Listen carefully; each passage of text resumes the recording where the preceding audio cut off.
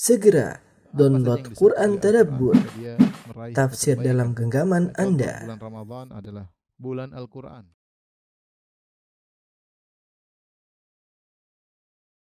Bismillahirrahmanirrahim. Assalamualaikum warahmatullahi wabarakatuh. Alhamdulillahi ala ihsani wa syukru lahu ala taufiqih wa amtinani. Asyhadu an la ilaha illallah wahdahu la syarika lahu ta'ziman li sya'nih. Wa asyhadu anna Muhammadan abduhu wa rasuluhu da'ila ridwani. Allahumma salli alaihi wa ala alihi wa ashabihi wa ikhwani. Ikhwan dan akhwat yang dirahmati Allah Subhanahu wa taala, para jamaah Masjid As-Sunnah Bintaro yang dirahmati oleh Allah Subhanahu wa taala. Kita melanjutkan bahasan kita tentang al-firaq. Pada pertemuan lalu telah kita bahas tentang al-kullabiyah, ya. Telah kita bahas bahwasanya al-kullabiyah membantah Mu'tazilah, namun terjebak dengan syubhat, ya, dalil a'rad, ya, bahwasanya tidak ada sesuatu yang baru bagi Allah menurut mereka, sehingga semua sifat-sifat ikhtiyariyah, sifat-sifat Allah Subhanahu wa taala, ya, seperti rahmat, seperti marah, kemudian ridha, ya, kemudian juga sifatul kalam, ya, semuanya ditolak, ya, tidak sesuai dengan akidah Ahlussunnah wal Jamaah. Tapi mereka menyatakan bahwasanya sifat-sifat tersebut ditakwil kepada sifat zatiyah, ya. Dan Ibnu Kullab, ya, diikuti oleh beberapa orang, ya, di antaranya oleh Abul Hasan Al-Asy'ari, ya, Abul Hasan Al-Asy'ari rahimahullahu taala, ya, yang kepada beliau lah Abul Hasan Al-Asy'ari rahimahullahu taala dinisbahkan kelompok Al-Asy'ariyah atau Asy'ariyah, yang mereka menisbahkan diri mereka kepada Abul Hasan Al-Asy'ari rahimahullahu taala.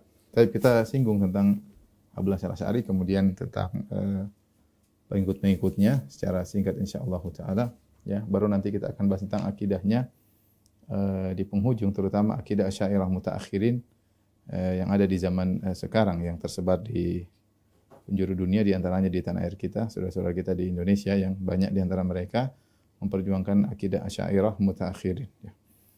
Baik. Abul Hasan Al-Asy'ari, ya,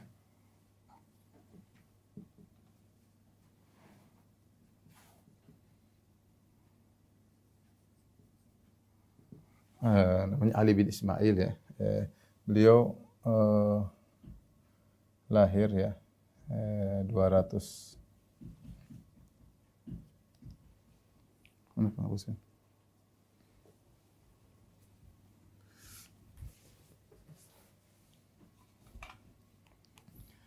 260 Hijriyah, kemudian wafat, ada khilaf, tapi ada yang mengatakan 320 atau 330, ya. 330 Hijriyah, ya.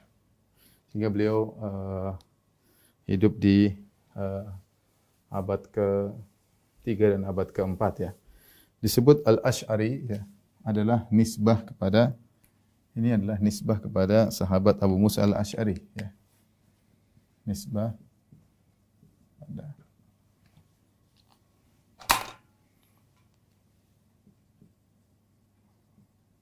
Abu Musa Al-Asy'ari.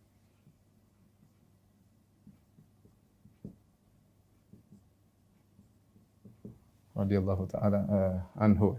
Adapun kehidupan beliau, ya, beliau wallahu alam memiliki ayah yang di atas sunnah, oleh karenanya disebutkan ayah beliau, ya, Ismail, ketika akan meninggal dunia berwasiat kepada Abu Hasan Al-Asy'ari untuk belajar kepada Zakaria As-Sijzi, ya, atau Zakaria As-Saji, ya, Zakaria As-Saji, yang dia adalah bermadhab Ahlul Hadis, ya, bermadhab Ahlus Sunnah wal Jamaah.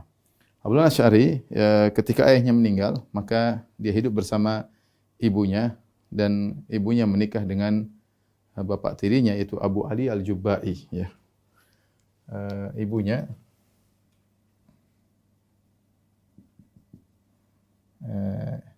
Ibunya menikah dengan tokoh Mu'tazilah namanya Abu Ali Al-Jubba'i. Maka Abul Hasan pun belajar Mu'tazilah, ini tokoh Mu'tazilah ya. Tokoh besar Mu'tazilah. Sehingga beliau pun belajar Mu'tazilah kepada bapak tirinya. Maka beliau belajar Mu'tazilah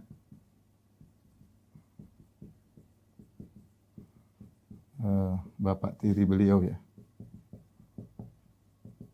Nah, Abu Ali Al-Jubai ini ya, punya anak, saya tidak salah baca tadi, namanya Abu Hashim Al-Jubai ya. Yang terkenal dengan Ahwal Abu Hashim ya. Abu Hashim Al-Jubai ini anaknya. Baik. Sampai akhirnya Abul Hasan Al-Asy'ari rahimahullahu taala menetap dalam Mu'tazilah 40 tahun. Dalam akidah Mu'tazilah 40 tahun. Kemudian setelah itu beliau pun sadar ya, disebutkan beliau sempat hilang dari kerumunan masyarakat. Kemudian setelah beberapa hari atau 15 hari, sekian hari, kemudian setelah itu beliau pergi ke masjid, kemudian naik di atas mimbar, kemudian menyatakan bahwasanya beliau telah meninggalkan akidah Mu'tazilah ya. Beliau telah meninggalkan akidah Mu'tazilah ya. Oleh karenanya disebut oleh para ulama Abul Hasan Al-Asy'ari memiliki 3 fase dalam akidah ya. 3 fase akidah ya. Abul Hasan Al-Asy'ari ya. Fase pertama adalah fase Mu'tazilah. Yang tadi kita sebutkan selama 40 tahun ya. 40 tahun bahkan beliau benar-benar menjadi imam dalam kelompok Mu'tazilah. Bahkan ketika beliau sadar, beliau mengatakan, saya telah menulis buku yang tidak pernah ada buku yang tulis seperti itu tentang membela Mu'tazilah. Kemudian beliau berubah setelah itu fase kedua. Beliau terpengaruh dengan Kullabiyah, yaitu fase Al-Kullabiyah. Fase Kullabiyah. Fase Kullabiyah. Nah, kenapa Abul Hasan Asy'ari berubah jadi Kullabiyah? Ada banyak pendapat ya. Ada yang mengatakan beliau menimbang-nimbang dalil sehingga beliau melihat sepertinya tidak kuat sehingga akhirnya beliau berubah. Ada yang mengatakan beliau mimpi ditegur oleh Allah Subhanahu wa taala untuk ketemu Rasulullah sallallahu alaihi wasallam. Ada beberapa sebab disebut kenapa beliau berubah ya. Intinya akhirnya beliau pindah ke fase Kullabiyah. Kita tahu Mu'tazilah menolak seluruh sifat-sifat Allah. Ya. Baik sifat dzatiyah maupun fi'liyah. Sifat dzatiyah maupun apalagi fi'liyah. Ya, sifat dzatiyah atau fi'liyah atau ikhtiyariyah ya. Sifat dzatiyah seperti misalnya wajah ya. Kemudian mata ya. Kemudian tangan. Kemudian al-ulu, ketinggian Allah ya. Dan lain-lain. Ini semua ditolak oleh Mu'tazilah. Sifat ikhtiyariyah seperti rahmat ya. Semuanya harus ditakwil ya. Rahmat, kemudian murka, ghadab ya. Ridha ya. Istiwa dan lain-lainnya. Ini ditolak oleh Mu'tazilah. Kemudian Abul Hasan Al-Asy'ari ya berpindah pada mazhab Kullabiyah. Yang kita tahu mazhab Kullabiyah ya menetapkan seluruh sifat-sifat dzatiyah. Sifat-sifat dzatiyah. Ya, yang ini semua ditetapkan oleh Kullabiyah dan tetapi menolak seluruh sifat-sifat ikhtiyariyah. Apa itu ikhtiyariyah? Ikhtiyariyah itu sifat-sifat yang berkaitan dengan kehendak Allah. Disebut fi'liyah atau ikhtiyariyah. Seperti berbicara. Jadi, rahmat, murka, ridha, istiwa, berbicara, kalam, Ya, ini semua adalah sifat-sifat ikhtiarnya. Kapan Allah berbicara, maka Allah berbicara. Kapan Allah berubah topik, kapan terserah Allah. Kapan Allah ridho, terserah. Kapan Allah rahmat, kalau ada sebabnya Allah rahmat, dan seterusnya ya. Ini ditolak oleh dua-duanya, seluruh sifat baik zatiyah maupun ikhtiyariyah ditolak oleh Mu'tazilah. Adapun Kullabiyah, mereka menetapkan seluruh sifat zatiyah. Ibnu Kullab menetapkan sifat wajah, mata, tangan, ketinggian Allah dan lain-lain dia tetapkan. Adapun sifat ikhtiyariyah maka ditakwil menjadi sifat dzatiyah ya. Ada dua metode menghadapi sifat ikhtiyariyah. Bisa ditakwil menjadi sifat dzatiyah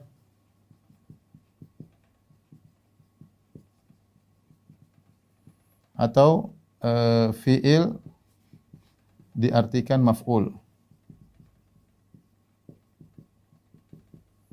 Ya, jadi perbuatan Allah diartikan dengan objek ya. Perbuatan Allah diartikan dengan objek atau makhluk. Contoh sederhana, misalnya ditakwil menjadi sifat dzatiyah seperti kita sebutkan akidah kullabiyah pada akidah al-muwafat seperti ridha. Menurut kullabiyah ridha Allah itu bukan sifat ikhtiyari. Jadi enggak ada namanya ikhtiyariyah.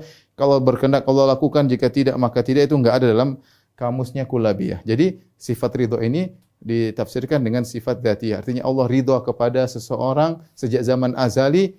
Kalau orang itu meninggal dalam kondisi muslim, Allah sudah ridho kepada dia dan keridhaan Allah tidak pernah berubah, tidak pernah naik turun, selalu ridho seperti itu karena sifat itu sifat dzati. Allah enggak boleh mengalami perubahan. Enggak boleh ridho kepada dia, marah kepada dia enggak boleh.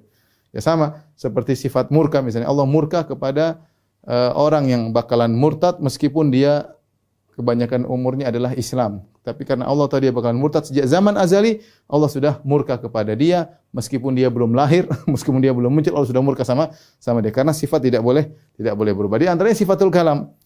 Firman Allah kan adalah sifat ikhtiyariyah. Kapan Allah berkehendak, Allah bicara dengan Nabi Musa, Allah bicara dengan Nabi Muhammad SAW, Allah bicara dengan Jibril, beda-beda topiknya beda-beda. Allah bicara dengan menurunkan Taurat, Injil, beda-beda ya. Kata mereka tidak, firman Allah adalah kalamun nafsi, bahasa jiwa yang tidak pernah berubah. Dari dulu itu saja, tidak ada hurufnya, tidak ada suaranya, tapi merupakan satu kesatuan yang tidak boleh mengalami perubahan. Kalau diterjemahkan bahasa Arab jadi Al-Quran, diterjemahkan bahasa Ibrani jadi Taurat, diterjemahkan dengan bahasa Syrianiyah jadi Injil. Jadi mereka takwil sifat-sifat fi'liyah menjadi sifat dzatiyah karena mereka punya syubhat Allah tidak boleh mengalami perubahan. Allah tidak boleh, jadi Allah harus statis, tidak boleh dinamis. Semuanya ditakwil ya.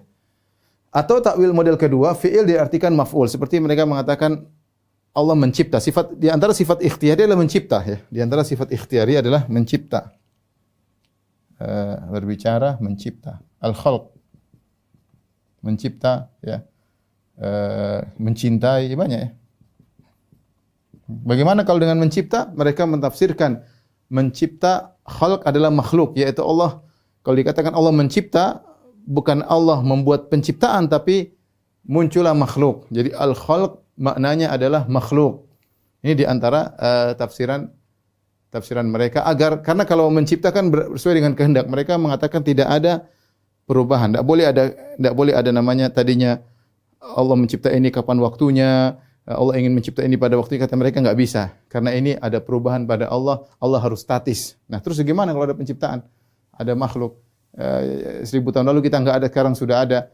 Ya, Allah mencipta maksudnya Allah memunculkan adanya makhluk tanpa ada penciptaan. Ya, begitulah akidah mereka. Allah memunculkan makhluk tanpa ada penciptaan. Karena kalau ada penciptaan dalam zat Allah baru terjadi, ini tidak boleh pada Allah karena mereka bilang Allah harus statis, tidak boleh dinamis. Ini sudah kita singgung pada pertemuan lalu. Nah, inilah mazhab kullabiyah. Nah, apakah Abul Hasan berpindah pada fase ketiga, fase Ahlus Sunnah?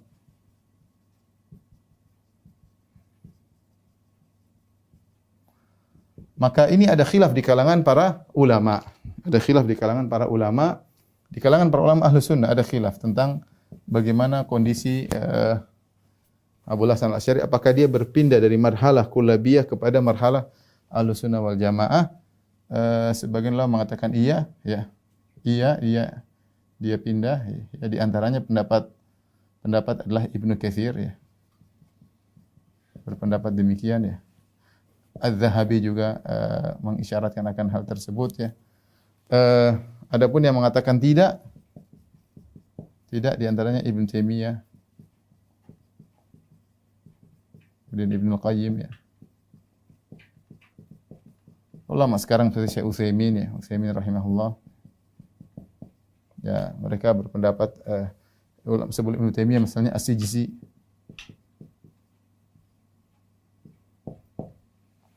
dalam kitabnya Arad ala man ankara al-harf as-saut, ya. Ada khilaf di kalangan para ulama Ahlus Sunnah tentang bagaimana kondisi Abu Hasan Asy'ari. Apakah dia berpindah kepada marhalah ketiga? Kenapa ada khilaf? Karena ada buku-bukunya yang menunjukkan dia seperti dia berakidah dengan akidah Ahlus Sunnah. Di antara buku-buku terakhir yang dimiliki oleh Abu Hasan Asy'ari seperti kitab Al-Ibanah an Usulid Diyanah, ya. Ada kitab Al-Luma, ya. Ada kitab Maqalatul Islamin wa Ikhtilafil Musallin. Kemudian ada kitab Risalah ila Ahli Saghar. Risalah ila Ahli Saghar. Kitab-kitab ini, keempat kitab ini yang sampai kepada kita mengisyaratkan bahwasanya beliau bermadhab Ahlus Sunnah. Apalagi dalam kitab misalnya Maqalatul Islamiyin. Dalam Maqalatul Islamiyin beliau membedakan pendapat kullabiyah dengan pendapat alul hadis. Beliau membedakan antara pendapat kullabiyah, pendapat alul hadis. Seandainya menurut beliau kullabiyah adalah Ahlus Sunnah, beliau akan memasukkan pendapat kullabiyah dalam pendapat Ahlus Sunnah. Tapi ternyata dalam Maqalatul Islamiyin beliau membedakan Mu'tazilah, kemudian beliau bedakan kullabiyah, dan kemudian beliau bedakan dengan Ahlus Sunnah atau alul hadis. Sehingga seakan beliau membedakan antara kullabiyah dengan alul hadis. Ya, ini menjadikan sebagian ulama berpendapat bahwasanya beliau telah berubah menuju Ahlus Sunnah. Kemudian juga dalam kitabnya Al-Ibanah an Usulid Diyanah dia mengatakan saya berpendapat dengan pendapat Al-Imam Ahmad bin Hanbal, dan kitab Imam Ahmad bin Hanbal bermadzhab Ahlus Sunnah wal Jamaah, ya. Kemudian dalam kitabnya juga Al-Ibanah, ya. Jadi dalam Ibanah juga beliau membantah Mu'tazilah yang mengatakan bahwasanya Allah menciptakan Al-Quran itu Allah ciptakan suara di udara atau suara di pohon didengar oleh Nabi Musa. Dibantah oleh Abu Hasan Al-Asy'ari mengatakan bahwa itu firman-firman Allah. Allah tidak pernah menciptakan suara didengar oleh Nabi Musa alaihissalam. Tapi suara apa adalah firman Al-Quran adalah firman Allah, bukan suara yang Allah ciptakan. Sehingga seakan-akan mengisyaratkan bahwasanya Abu Hasan Al-Asy'ari telah kembali kepada Ahlus Sunnah. Jadi saya sebutkan apa dalil-dalilnya. Di antara dalilnya beliau ikrar mengikuti mazhab Imam Ahmad. Ini dalam kitabnya dalam kitab beliau Al-Ibanah. Kemudian di antaranya beliau membedakan antara akidah kullabiyah dengan akidah Ahlul Hadis.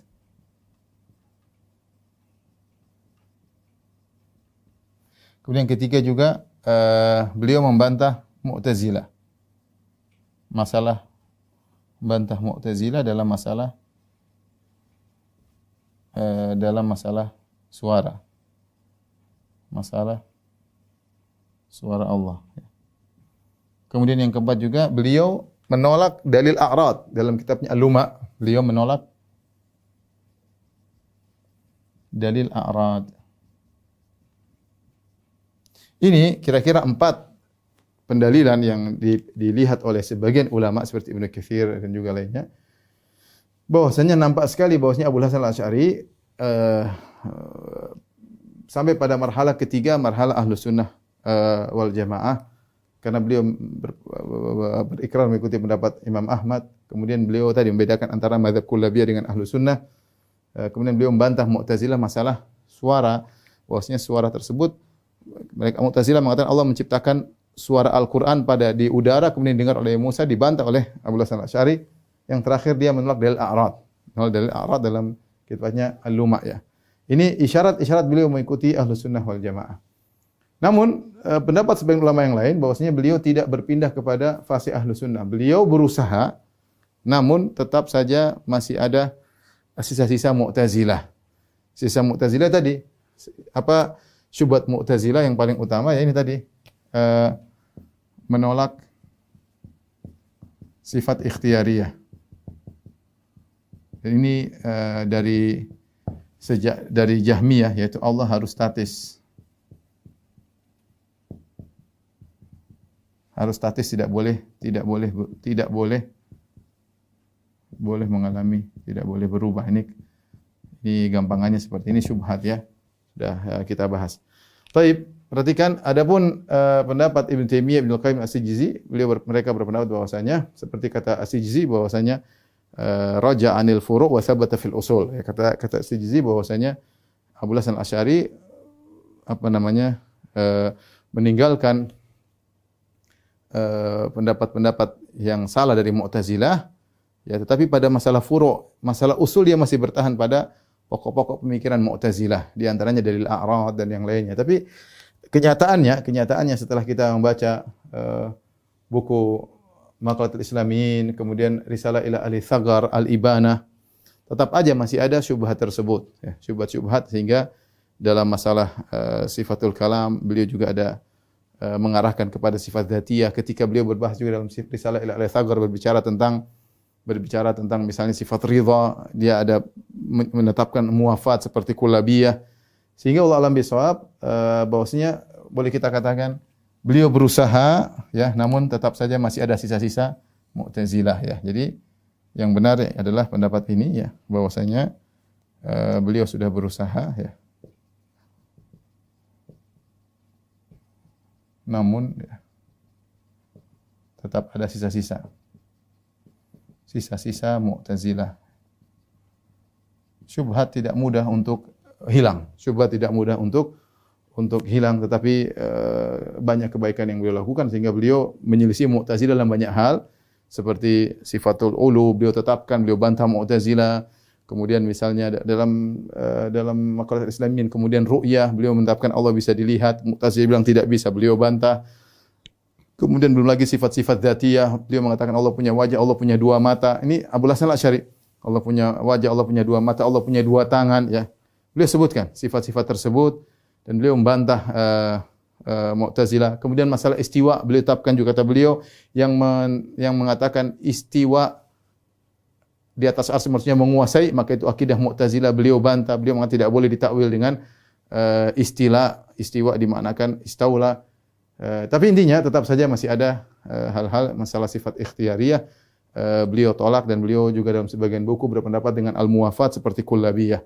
Jadi wallahu alam bisawab, beliau sudah berusaha berubah mengikuti manhaj Ahlus Sunnah wal Jamaah, namun akan tetapi masih tersisa-sisa pemikiran kullabiyah dan bahkan pemikiran Mu'tazilah masih tersisa. Syubhatnya Mu'tazilah masih ada pada beliau, menunjukkan bahwasanya seorang kalau sudah terjebak syubhat susah, tidak mudah untuk melepaskan diri daripada syubhat tersebut. Taib, inilah Abu Hasan Al-Asy'ari. Setelah itu kita akan singgung tentang tokoh-tokoh Asy'ariyah setelah Abu Hasan Al-Asy'ari. Kita lihat perubahan-perubahan yang terjadi setelah beliau rahimahullahu taala. Setelah ini insyaallah.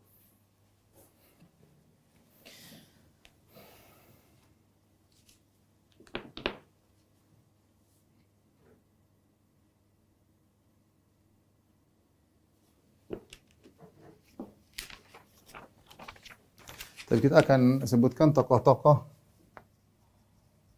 Asy'ariyah dan perkembangan mazhab.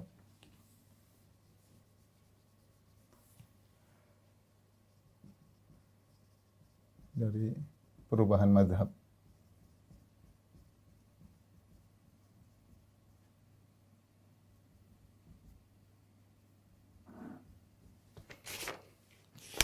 Taib yang pertama, ya, kita mulai tadi dari Abu Hasan Al-Asy'ari, ya.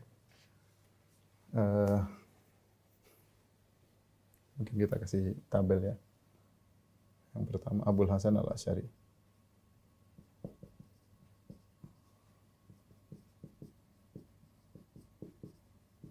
Tadi wafat 330 Hijriah ya. Nomor 1 ya. Baik, apa pemikirannya? Ya. Pemikirannya ya. Menetapkan seluruh sifat dzatiyah. Sifat dzatiyah maksudnya beliau menetapkan wajah, kemudian kedua tangan ya. Menetapkan sifat tinggian al-ulu ya. Dan lain-lain ya. Kemudian bahkan dua mata. Ini disebutkan dalam buku-buku beliau menetapkan seluruh sifat dzatiyah. Tetapi tetap mentakwil atau ya mentakwil sebagian sifat-sifat fi'liyah atau ikhtiyariyah.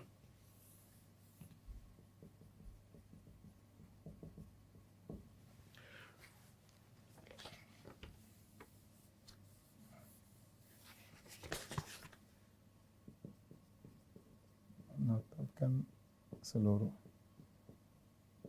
Apa yang ditetapkan oleh beliau, sifat-sifat dzatiyah tetapkan misalnya di antaranya wajah ya. Sifat wajah, kemudian di antaranya adalah dua tangan. Ini yang ditetapkan oleh Abul Hasan. Kemudian dua mata ya.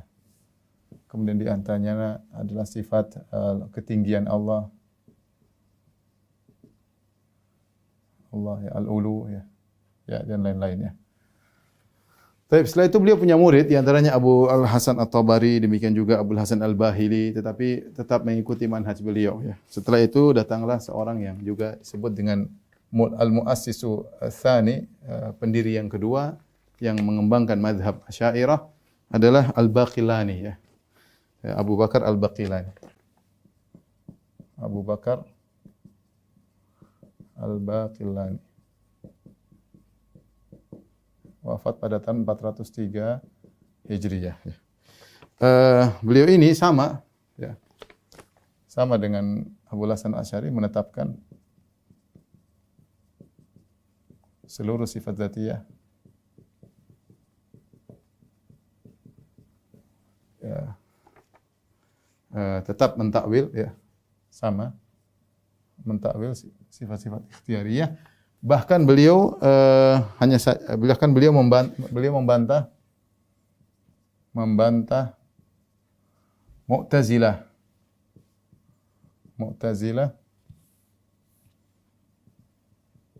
Dalam kitabnya Tamhidul Awail ya bisa dibaca, beliau membantah Mu'tazilah yang mentakwil tangan dengan kudrah atau nikmah ya. Kemudian juga yang mentakwil wajah dengan zat. Kemudian juga yang mentakwil istiwa dengan istila, dengan menguasai. Ini beliau munaqasyah ya, bahkan beliau membantah Mu'tazilah buku beliau. Kalau Anda mengatakan tangan begini maka beliau bantah, jangan ditakwil dengan kudrat atau nikmat, jangan mentakwil wajah dengan zat, jangan mentakwil istiwa dengan menguasai ya. Hanya saja beliau menetapkan dalil a'rad, hanya saja beliau menetapkan dalil a'rad. Dalil a'rad. Ini mungkin kawan-kawan bingung apa itu dalil a'rad. Ini sudah pernah saya bahas panjang lebar. Intinya dalil a'rad ini ingin mengatakan bahwa semua yang mengalami perubahan itulah makhluk. Makanya Allah tidak boleh mengalami perubahan. Kita tidak bisa mengetahui adanya Tuhan kecuali dengan dalil a'rad. Ya, kata mereka, kita lihat alam semesta. Alam semesta ini terdiri atas hewan, kemudian tumbuhan, gunung dan lain-lain, dan ini mengalami perubahan-perubahan. Nah, berarti ciri-ciri makhluk adalah mengalami perubahan. Kalau gitu, yang Tuhan tidak boleh berubah. Yang boleh berubah hanyalah makhluk. Kalau begitu Tuhan harus statis. Inilah akidahnya Aristoteles sama Plato dan Platonis ya. Tapi intinya ini sudah saya bantah pada bahasan tersendiri, tapi beliau menetapkan dalil a'rad ya. Berbeda dengan Abu Hasan al-Asy'ari yang menolak dalil a'rad. Abu Hasan al-Asy'ari menolak dalil a'rad ya. Kemudian setelah itu datang Ibnu Furak atau Ibnu Furak ya.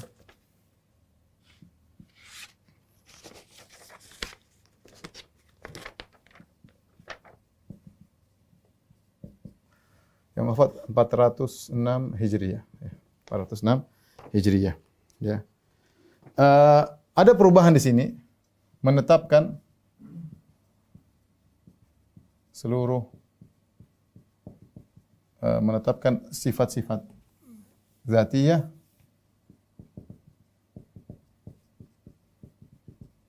kecuali al-ulu, kecuali ketinggian Allah.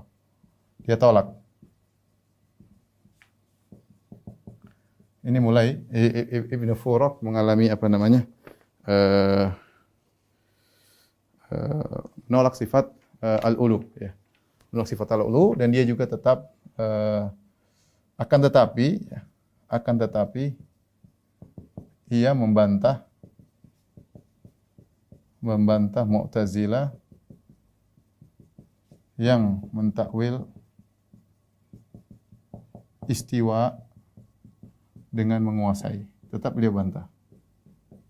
Tapi beliau mengatakan tidak boleh kita mengatakan Allah tinggi. Bahkan disebutkan dialog antara dia dengan seorang ulama yang lain ketika dia mengatakan satu mengatakan Allah di atas, kata dia kalau kau menetapkan Allah di atas berarti Allah bisa di bawah juga.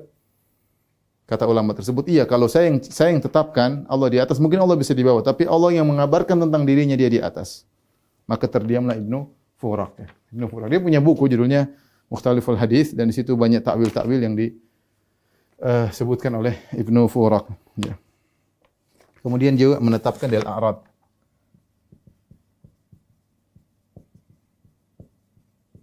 Dalil a'rad. Baik, setelah itu datang Abdul Qahir Al-Baghdadi yang punya buku Al-Farqu Bainal Firaq, Abdul Qahir Al-Baghdadi. Wafat 429 Hijriah. Beliau mengatakan ya, beliau yang pertama kali mentakwil, menetapkan sifat-sifat zatiyah tapi mentakwil sifat zatiyah. Beliau mentakwil. Kata beliau, wajah sama dengan zat. Wajah maksudnya adalah zat. Kemudian tangan maksudnya kudrah. Kemudian mata maksudnya melihat. Mulailah ada pentakwil. Jadi pertama kali yang mentakwil sifat-sifat zatiyah adalah Abdul Qahir Al-Baghdadi. Abdul Qahir Al-Baghdadi. Kemudian datang Al-Baihaqi ya. Al-Baihaqi ma'ruf ahli hadis ya. Yang wafat pada tahun 458. Dia akidahnya mirip dengan Abu Hasan al-Asy'ari ya. Sesuai dengan akidahnya Al-Baqillani ya. Tidak mentakwil sifat-sifat dzatiyah. Tidak mentakwil dzatiyah. Bahkan dalam sebagian dia mengatakan ketika dia membahas hadis tentang Rasulullah sallallahu alaihi wasallam dalam hadis yang sahih ketika membaca firman Allah, "Innallaha ni'ma ya'idukum bih."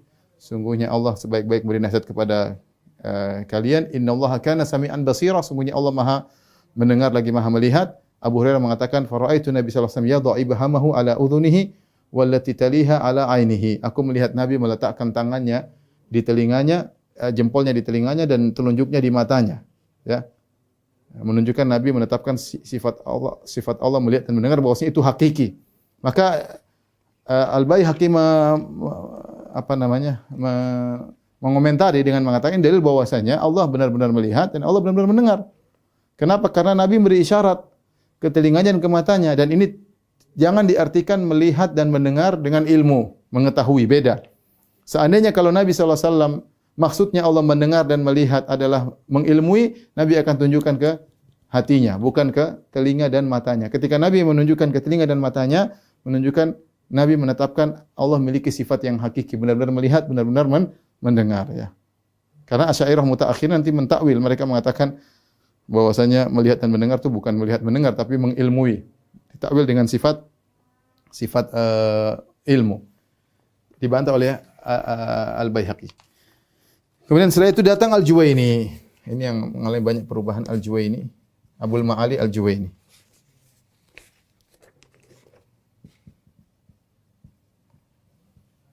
Al-Juwaini. Yang ahli usul yang wafat pada tahun 478, ya. Maka dia memberikan perubahan, intinya dia kembali kepada mazhab Mu'tazilah. Mulai kembali ke mazhab Mu'tazilah.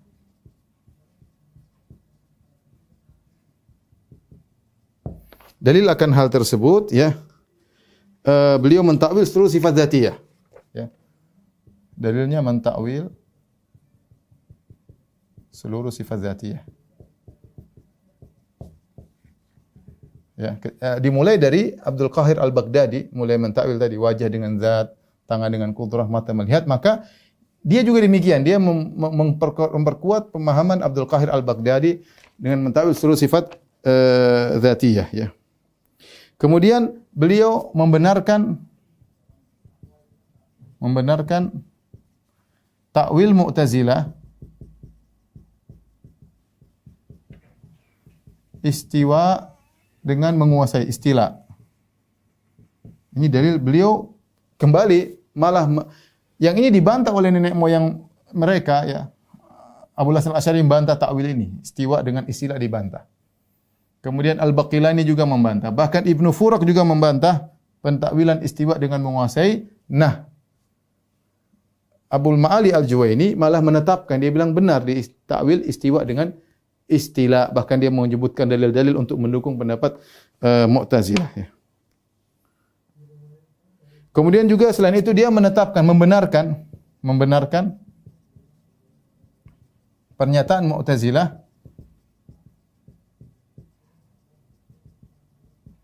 bahwa yang didengar oleh Nabi Musa alaihissalam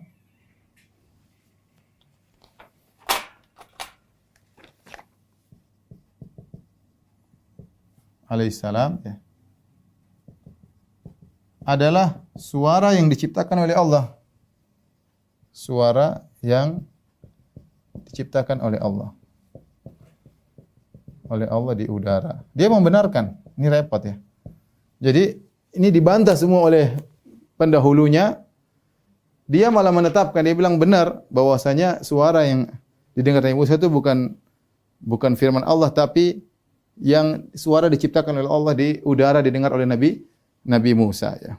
Akan tetapi kata dia, di balik itu kami menetapkan nuthbit wara'a dzalik al-kalam nafsi. Tapi kita menetapkan ada kalam nafsi di balik itu, ya. Ya.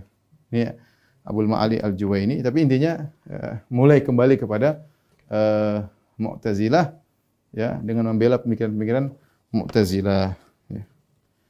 Kemudian yang mungkin setelah itu banyak yang lain, ya, ada Al-Ghazali dan yang lain, tapi yang paling terkenal adalah Ar-Razi.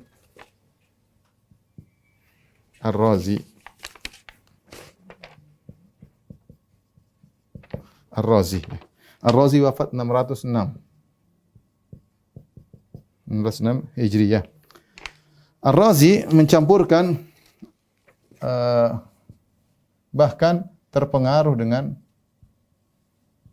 filsafat. Ya. Makanya Ar-Razi ini pikirnya seperti Jahmiyah. Makanya ketika Ibnu Taimiyah membantah Ar-Razi, ya, dalam kitabnya Bayan Talbisil Jahmiyah. Itu membantah buku Ar-Razi dulunya Asasut Taqdis. Asasut Taqdis tipis ya. Dibantah oleh Ibnu Taimiyah dengan kitabnya Bayan Talbisil Jahmiyah, dicetakkan dulu 2 jilid, sekarang cetak 8 jilid. Ibnu Taimiyah menambahkan Ar-Razi dengan Jahmiyah. Kenapa? Karena ternyata Ar-Razi ini terpengaruh benar dengan filsafat ya. Dia perhatian sama buku-bukunya Ibnu Sina ya. Dengan buku-buku Ibnu Sina, mengagungkan Aristoteles,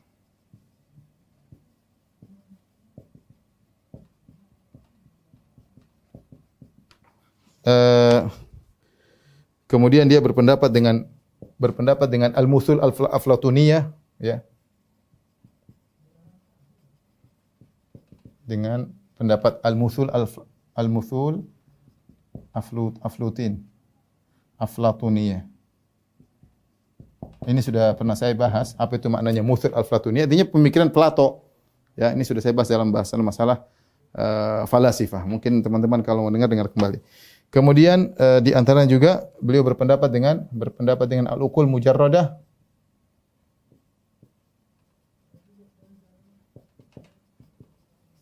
Al-uqul al-mujarradah. Ini berkaitan dengan penciptaan alam semesta, bahwasanya setelah Allah Subhanahu wa taala akal mujarrad dan macam-macam. Ini semua pemikiran falasifah. Yang paling parah, dia berpendapat bahwa bintang-bintang, planet-planet, bintang-bintang ada ruhnya. Ada ruhnya dan bisa diajak berbicara. Dan punya pengaruh dengan kejadian alam. Punya pengaruh dengan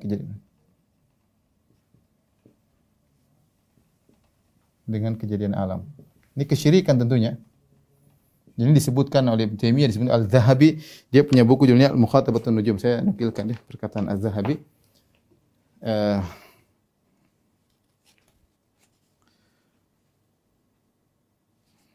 Al-Zahabi berkata, ya, di Al-Mizan, ra'sun fi dzaka. Ar-Razi ini cerdas banget, ra'sun fi dzaka wal aqliyat, akalnya pintar sekali dalam pemikiran. Lakinnahu uri anil athar, tetapi dia kosong dari dalil.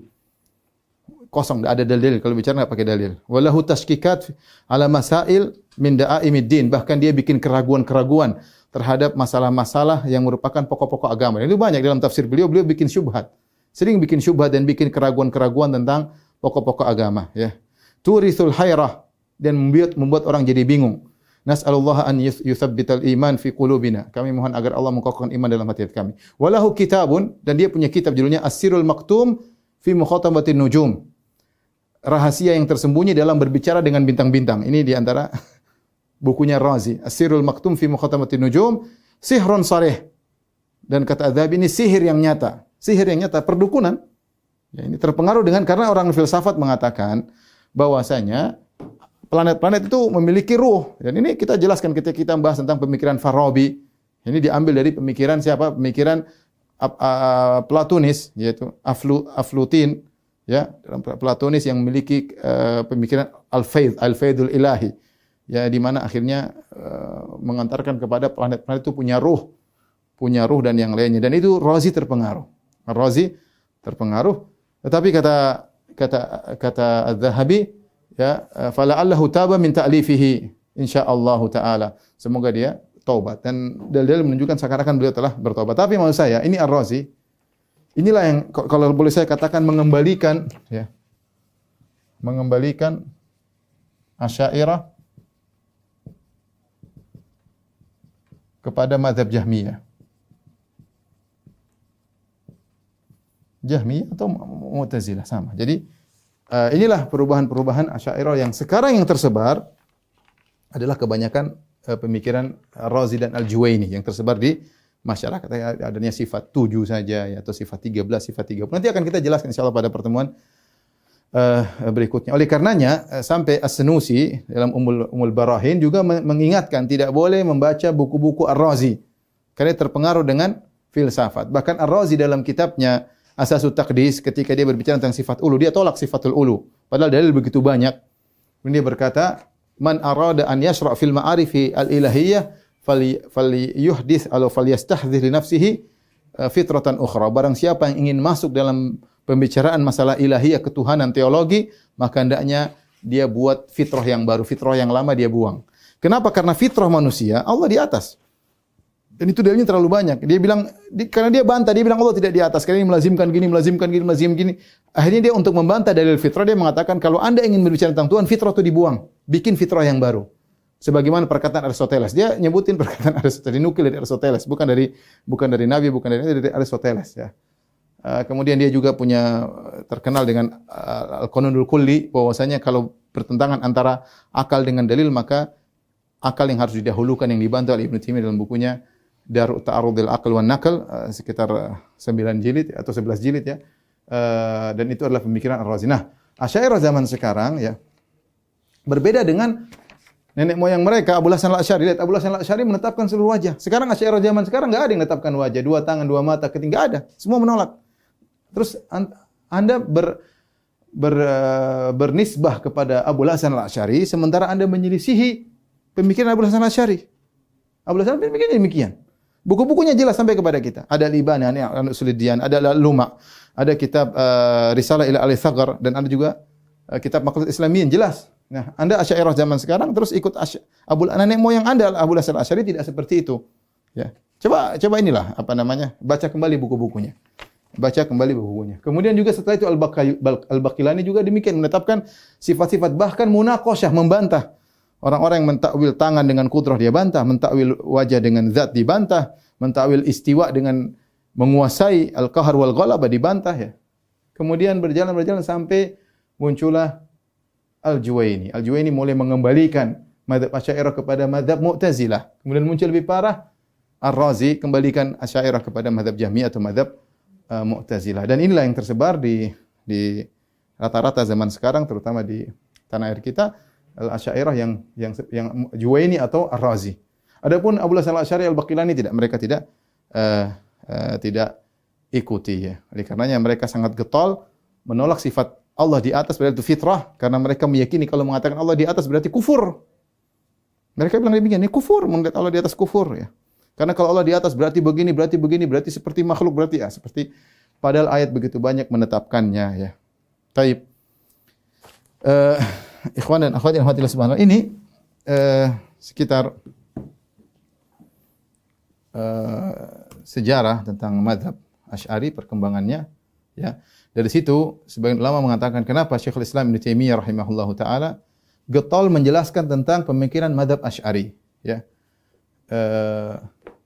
Kemudian beliau juga bahkan membantah pemikiran misalnya falasifah, padahal di zaman beliau kekuatan falasifah tidak banyak ya. Hanya sedikit. Kemudian beliau juga membantah tasawuf dengan kencang. Beliau bantah dengan tegas, dengan jelas. Karena sebagian ulama berpendapat karena Asy'ariyah di zaman beliau tercampur-campur kemasukan pemikiran falasifah, kemasukan pemikiran tasawuf ya. Seperti itu. Jadi perlu dibantah dari akar-akarnya seluruhnya untuk memurnikan mereka, jangan mereka terpengaruh dengan pemikiran-pemikiran di luar seperti tasawuf dan juga pemikiran-pemikiran falasifah sebagaimana yang dibawa oleh Ar-Razi ya. Baik, ini saja sebagai muqaddimah tentang sejarah berdirinya mazhab Al-Asy'ariyah. Ini hanya kita berputar mengenai masalah sifat. Tentunya mereka punya mazhab juga tentang masalah takdir, masalah iman, tapi tidak kita bahas. Insyaallah kita bahas pada kesempatan yang lain. Baik, demikian saja. Ikhwan dan akhwat yang rahmatillah subhanahu wa ta'ala, kajian kita insyaallah kita lanjutkan pada pertemuan berikutnya. Kurang lebihnya saya mohon maaf. Wabillahi taufiq wal hidayah. Assalamualaikum warahmatullahi wabarakatuh.